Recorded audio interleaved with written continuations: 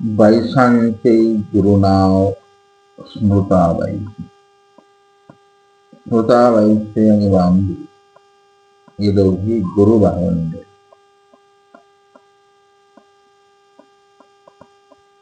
वामदेव हे गुरु भावंडे. पांडे आणि हंसराज हे दोघी बाईसांची गुरु भावंडे. या दोघांना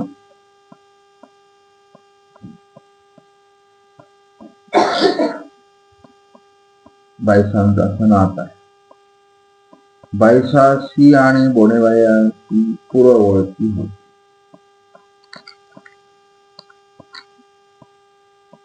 म्हणून तयाची गुंफेशी गेल्या. हा बोनेबाया भोगावतीवरून इथं आल्या. बाईसांची भेट झाली. बाईची बैसो झाली. मग बाईची म्हणे केली कवना सांगा ते आले. ते म्हणतात काही सांगू नागो नाही. आम्ही आलो मौन देवा सांगू. काय सांगू म्हणाले बाई. खूप गंमत आहे म्हणे. असं झालं ते सगळं सांगितलं असेल त्यांनी. मौन देवाच्या सगळ्या कथा लीळा. बाईशी पुछले मौनदेव ते काय होती. बाईसा ते म्हणतात बोनेबाईया ते महात्मा. आणि मग बाईसा पुढा गोसाव्यांचे गुण विचारू लागले. पै ओ नागो पै शब्दाने राहील. आम्हा सरीचे मौन देव असते. काय सांगू तयाचे सौंदर्य. काय सांगू तयाचे लावण्य. काय सांगू तयाचे सामर्थ्य. म्हणून अवघ्या अनुभवीच्या लीळा ज्या आहेत त्या सांगितल्या बाईसांना. आश्चर्याच्या लीळा सांगितल्या. असं ते सर्वज्ञांच्याकडून बोनेबाई या करवी बाईसांना आता एक वेध दिलेला स्वामींच्या मूर्तीचा नामाचा. आता नाम कोणतं आहे. मौन. सर्वज्ञांची लीळा सुरू आहे. बाईसा मन लावून ऐकतात. मग त्यांनी चोराची गोष्ट सांगितली. महिषाची सांगितली. लोणारच्या सांगितल्या. हे सगळं लीळा कथन केल्यानंतर लोणारून येताना मेहकरच्या वाटेमध्ये कसे चोर आले ते सांगितलं. श्रीकृष्ण कसे झाले ते सांगितलं. जन्माष्टमी आम्ही कशी केली ते सांगितलं. हे सर्वज्ञांच्या सर्व लीळा मेहकर येथे घडलेल्या सप्तकथांना श्रीकर कसा लावला. काय वाईट सांगावं म्हणाले. चोर कसे आले आमच्या आणि स्वामींच्या अंगावर ते कसं विश्वरूप दाखव.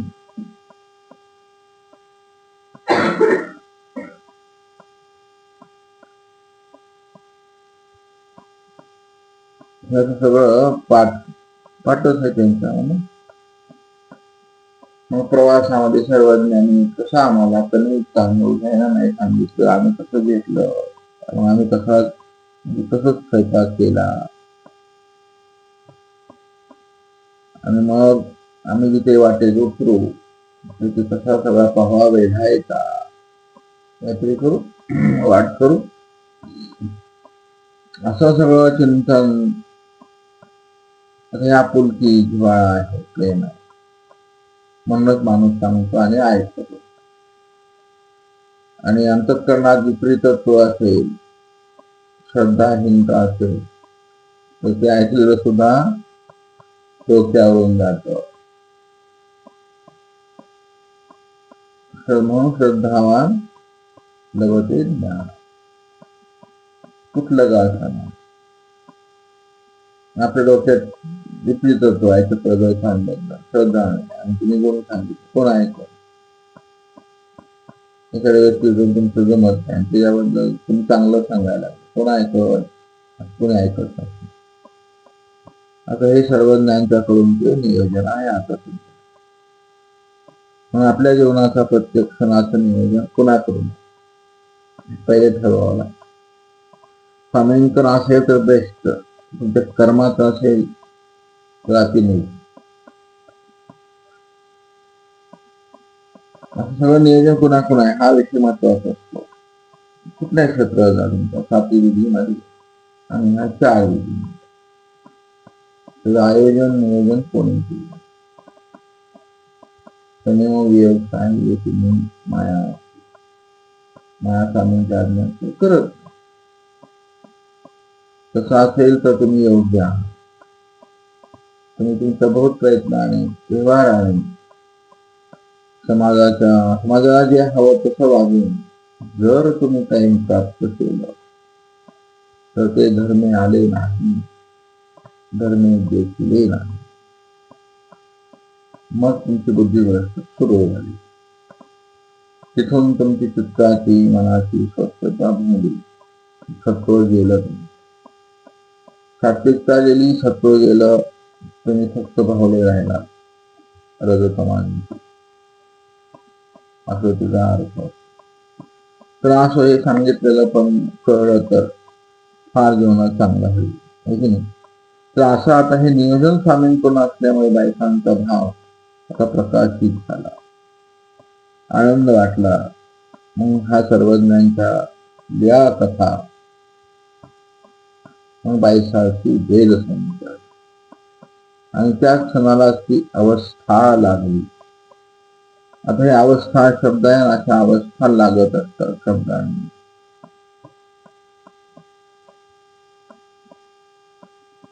अवस्था म्हणजे काय? अशा अवस्था वेगवेगळ्या असतात. बाईसा म्हटले ते कवने ठाई असते, गंगा मागा भोगावती राहिले असती.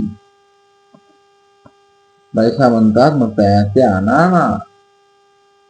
ते म्हणतात ते आता तुमच्या आणावं लागत नाही, ते आपोआप आम्हाला हुडकत येतात. बाई म्हणा काय सांगणार बाई, असंच करतात म्हणाले. पुढे जा म्हणतात आम्ही येतो चोरी तर चोरी. स्वामींनी हुडकत येणं हे भाग्याचं क्षण. देवाने हुडकत यावं आपण, असं आनंदाचा. आपली ओळख आहे तिथे. आपण हुडकत जाणं स्वामींचा मोठेपणा. आपल्याला स्वामींनी हुडकत यावं आपल्या मोठेपणा. विदुराच्या घरी स्वामींनी न बोलवता जेवायला यावं हा विदुराच्या श्रद्धेचा मोठा. सुदामानं हुडकत कृष्णाकडे जावं हा सुदामाचा मोठा. कोणाकडून कोण काय चाललंय असं विधीमध्ये असं होत असत. एक विद्यानुष्ठान, एक भावानुष्ठान. याच्या व्यतिरिक्त जर तुमचं अनुष्ठान असेल तर ते परमेश्वर स्वीकारतात. अन्यथा असं हुडकत यायला कोणी रिकामा. देवता तर हुडकत येतच नाही, ऋणानुबंधाची नाते सुद्धा हुडकत येत नाही. तर हुडकत यायला येत नाही. अनुकूलता नाही, श्रद्धा नाही, भाव नाही, परस्पर परमप्रीती नाही. कोण तुम्हाला म्हणतोय? आता स्वामी इथे ते म्हणाले बाई सांगणार काय अवस्था लागली. अशा अवस्था लागल्या पाहिजेत वेदाने, बोधाने, ज्ञानाने. टिकत नाही पण ती अवस्था आहे भंग पावली. बाईसांची तसं नाही. आता जी अवस्था प्रगटल्या त्या पुढे तुम्हाला दिसतील चरित्रात. 28 ह्या पण अवस्था, भावाच्या अवस्था. बाईसांनी हे आपणाला आता कळलं पाहिजे. म्हणून ते महिमभट्ट कलिता की बाईसाची अवस्था लागली.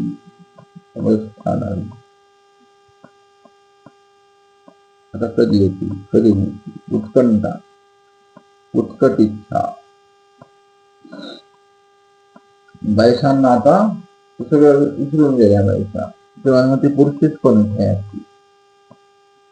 मग ती कधी येतील, मग खरंच येतील का? ते सगळं मात्र सांगावं. मग बाईची म्हणे चला तुम्हाची बिडहार कर.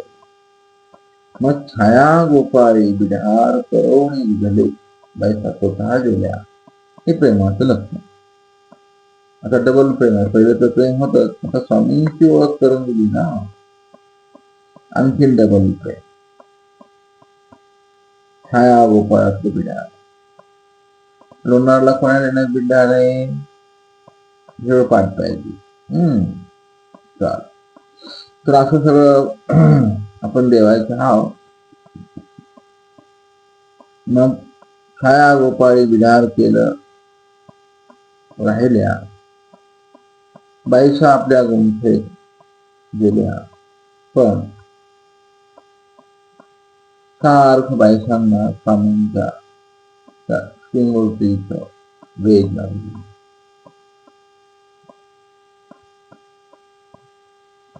मग ती आवडीनंतर काय असतं पुढं चाड. मग असं एक एक स्टेप आता चाड उत्पन्न झाली. पुन्हा वाकू बघू लागले छाया गोपाळ. बाई यांच्याबद्दल नाही आले ते कसे असतील बाई, कसे असतील ते मौनदेव कृष्णच आहेत का ते? कृष्णच आहेत. मला भेटतील का? त्याला म्हणायचं आता चाड. त्याचा उलटा प्रकार निचाड असतो. सगळं असे गंमत चालते. नेमकं चरित्रामध्ये आपण आपलं स्थान शोधायचं, आपल्या अवस्था शोधायचं. महिमभट्टासारख्या चरित्रात का थांबावं? चरित्र विचार केला पाहिजे. भटवासांनी त्यांना काय म्हणून जास्त करू नाही करतो. एवढं पुष्कळ झालं. महिमभट्ट म्हणाले बाबा मी सगळं टाकले बरं का. भटवास म्हणाले हो जाऊ जेवढं केलंच मला. खूप मोठा विस्तार पण करता आला असता.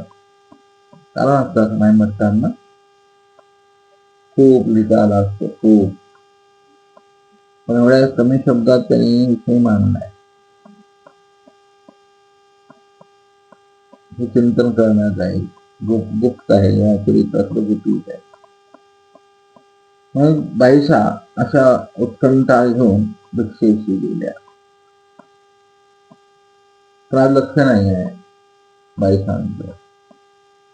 ती जी अवस्था प्रगट झालेली आहे त्या अवस्थेनेच भिक्षा केली असं होतं. आणि साधूला तर असं नेहमीच झालं पाहिजे की तुम्हाला ती अवस्था सतत बोधाने बोध शकली नाही. तुमच्या अभ्यासाने ती अवस्था प्रगट झाली पाहिजे. चित्तात बुद्धी ब्रेन मध्ये. ब्रेन वॉश म्हणजे काय? बोधाने ब्रेन वॉश होत असतात आणि त्या अवस्था प्रगट असतात. स्पंदन उठतात स्वामींसाठी. एक गेलं की दुसरं गेलं की तिसरं. असा सागरातल्या लाटा कशा असतात असं एक एक लाट स्वामींच्या स्वरूपाची वेळेची देवानं केलेल्या देवपणाच्या कर्तृत्वाच्या असं सगळ्या तुम्हाला तुमच्या डोक्यात डोळ्यात घुमत राहतात. ह्यालाच म्हणतात तपश्च्या. आता बाईसांच्या तपाची सुरुवात सुरू झाली. दुसऱ्याला काय गेले आपण अवस्था लागलेली. शिक्षा करून आल्या अवस्थेमध्ये त्या हातोबाईचा आणि पांड्याने पूजा केली. भक्ताचं लक्षच नाही अवस्थे. जेवण केलं अवस्थेत. अशा प्रकारे महिंबट्टा आणि बायकांना तुमच्या समोर असं ठेवलेलं आहे की याच्या बायका तुम्हाला भेट दिल्या जातात. बायकांचं लक्ष नाही, सगळं झालंय, जेवण पण झाले, पण लक्ष सगळं त्या बोनेबायांच्या बिडाळांकडे. अको बजाव कधी येतील ते पुरुष, कसे असतील. अशा बायसा आपण दंड बसतो. आणि काल रात्री आपल्या पंथातला श्रेष्ठ व्यक्ती म्हटलं की ज्यांना कमीच भेटायला आले असते आमची गुरुबंदी म्हणतो साकार करणं असं निधन झालं. कुमार जरा आम्ही पाहिलेले 12 वर्ष 15 वर्ष आम्ही पाहिलं. त्यांच्या अवस्था मात्र कळलेल्या होत. सांगायचा मुद्दा असा, सातार्थ म्हणते नंतर तिथे दुसऱ्याला देऊन आणि त्या अवस्था प्रगटलेल्या असायच्या त्यांच्या. सतत ते विधेय अवस्थेत पडलेल्या. 5 स्थळ तोंडपाठ असलेला, 7 ग्रंथ तोंडपाठ असलेला हा महामेरू असा.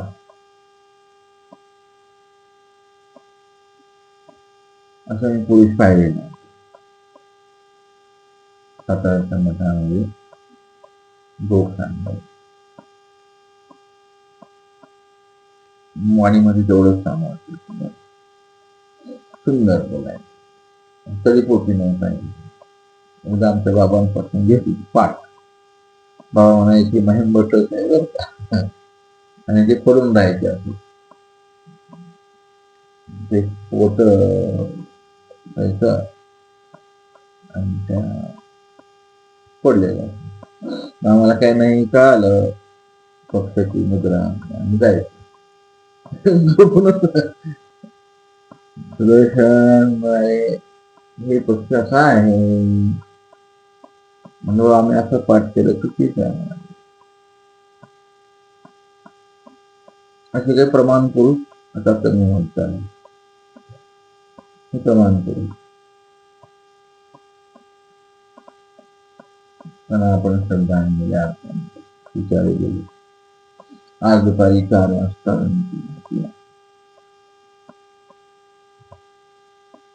श्रेष्ठतम उच्चतम व्यक्तिमत्व विधेय अवस्था कशा असतात आणि ही अवस्था बायसामून निघाला पाहिजे.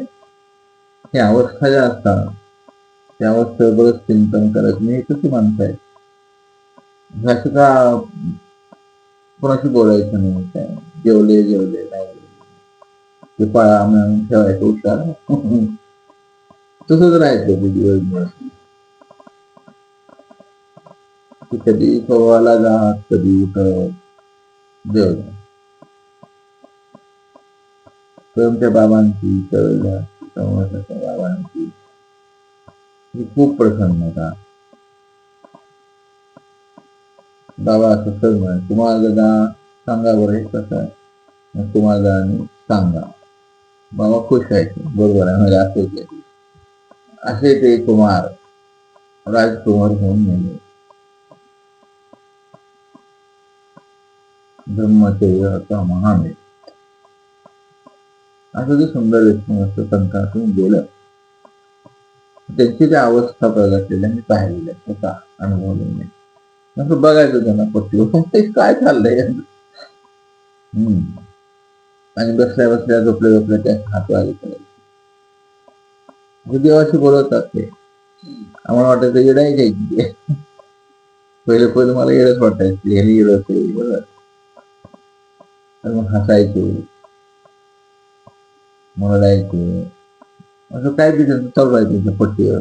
3 फुटाची पट्टी ते चालायचे.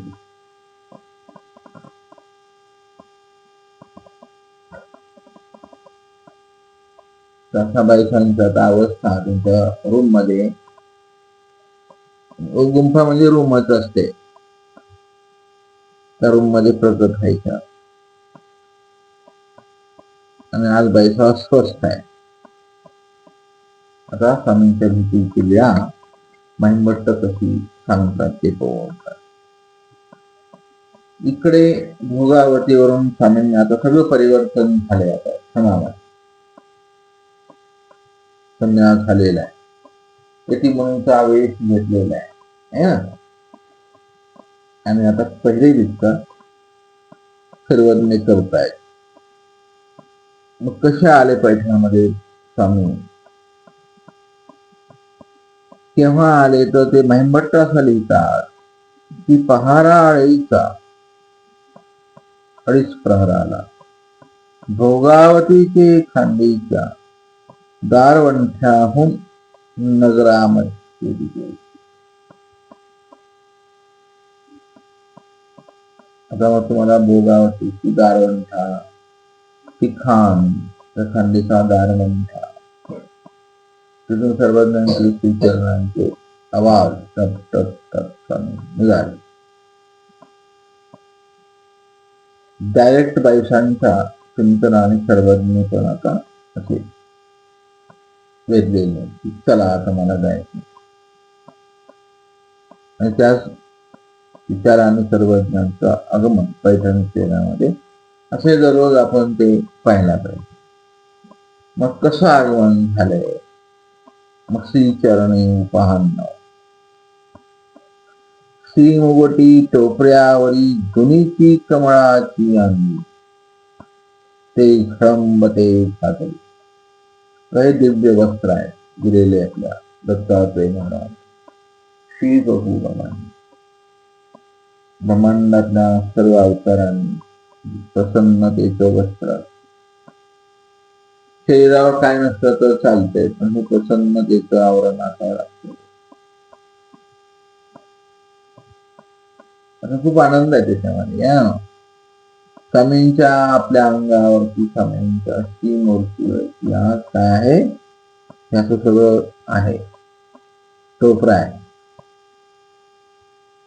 दुनीची कमळाची अंगी आहे. तर माझा अर्थ तुम्ही काढत राहता. तेव्हा तुम्ही स्वामींना आपण ते देसाल तेव्हा स्वामी तुम्हाला प्रकाश दिली. काय असते कमळाची अंगी? कमळासारख्या गुलाबी रंगाची कसे आहे? नेमकं काय त्याचं संशोधन तुम्ही करत बसता. तर असं ते टोपर कसं आहे? टोपी स्वामींची कशी आहे?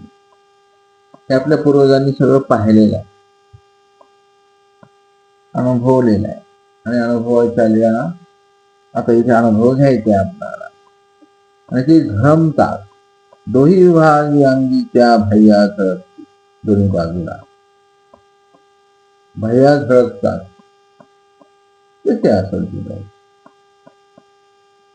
त्या बाईच्या मध्ये असलेलं स्वामींचं श्रीमूर्तीचं काम ते गौर, त्यातून प्रकाशित झालेली दैवी, त्याची दैवी होणार.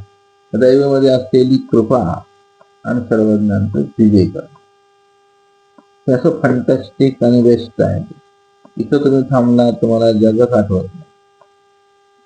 उच्चतम लेवलला तुम्ही जा आणि गेलं पाहिजे म्हणून आपल्या पूर्वजांनी घेऊन ठेवलंय.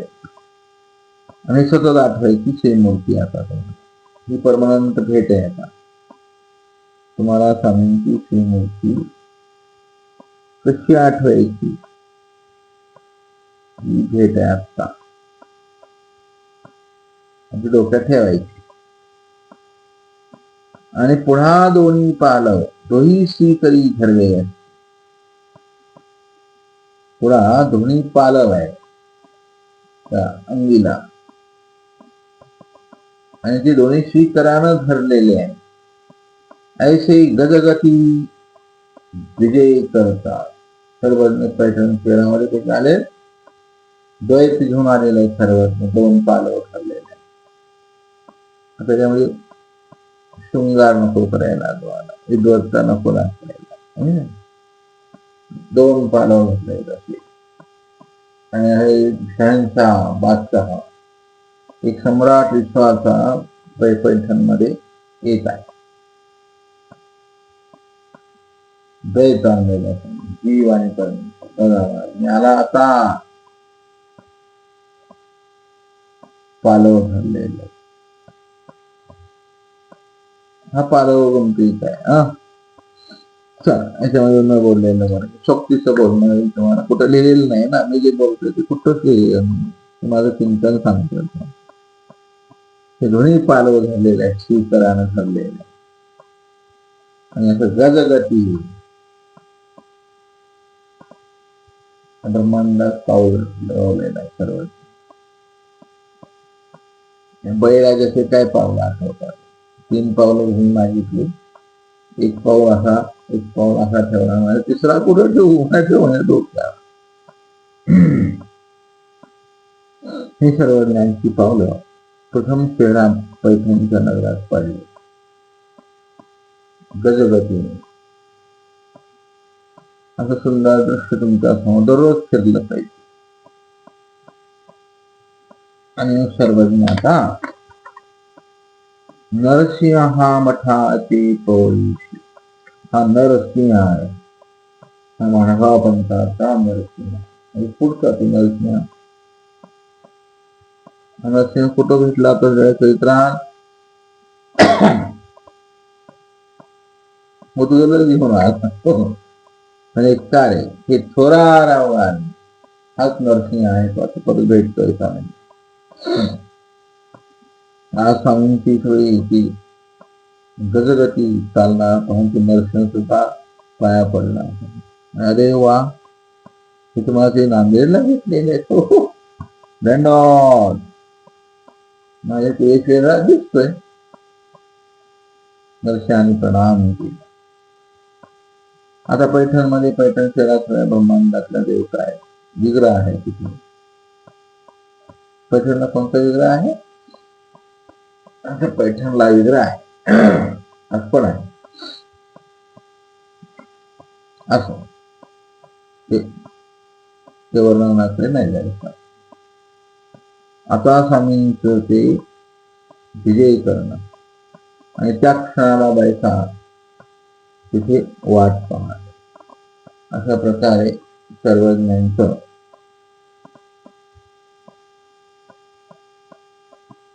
बैसांची वाट पाहत बसलेल्या बैसांकडे जाणं, चिंतन ते बैसांचं चिंतन असायचे. भक्त भेटी सुंदर दृश्य समोर निर्माण केले नाही म्हणतात. बैसांच्या वेशांचं वर्णन करता येतात. तुम्हाला बैसा जीव आहे, जीवाचं का वर्णन करावं माहीत भट्टात, पण ते थोडं पाहून आपण थांबू. बैसे सपुरा सावल्याच्या धोत्र ओळी, पांघरोणी तांबोटीची कोटी. बैसांचा वेश सांगितला आणि बैसाचा तुळशी आहे. वामदेवाच्या गुंफेकडे जात, स्वामींची वाट पाहत पाहत चिंतन स्वामींचंच आहे. ठरलेला आता हा अस्थिपर्याय बैसांची.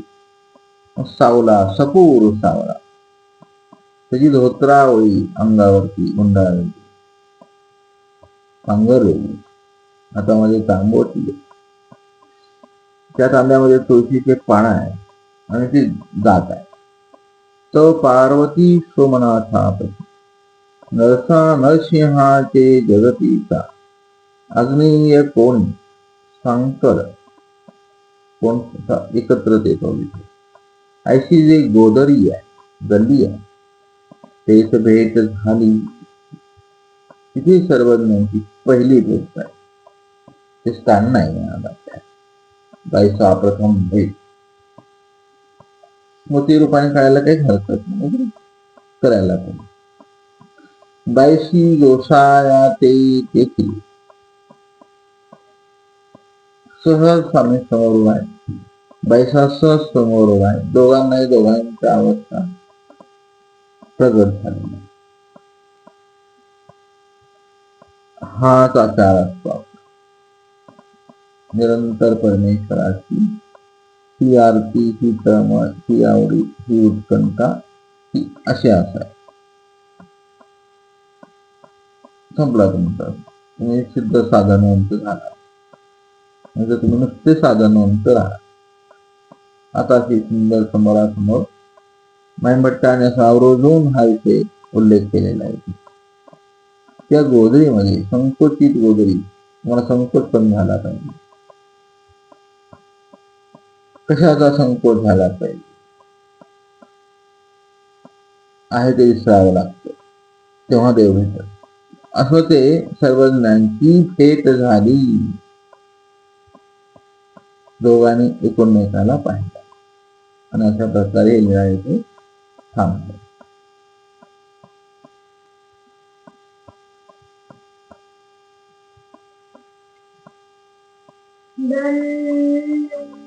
दंडवत